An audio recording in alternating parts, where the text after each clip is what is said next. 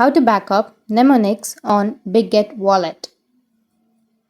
So if you want to back up Mnemonics on your Bitget Wallet, then what you need to do is first you just need simply open up your Bitget Wallet application. Backing up your Mnemonics is a crucial process for securely restoring your wallet if you ever lose access to it. So what you can do is just simply go with the profile, which is on the upper left, go with your wallet, and under your wallet, as you can see that this is the application, but you will have your Bitget Wallet application, right? So once you open up your application, on the upper left you will have your profile. You can go with your profile, and under your profile you will have an option of backup mnemonics. You can just simply tap on the backup mnemonics. Once you tap on it, then it will ask you if you really want to back up your mnemonics. You can just simply go with the bottom where it says yes or backup, and after that you will be able to back up your mnemonics on your Bitget Wallet. So that's it, and if you have any questions, feel free to comment below.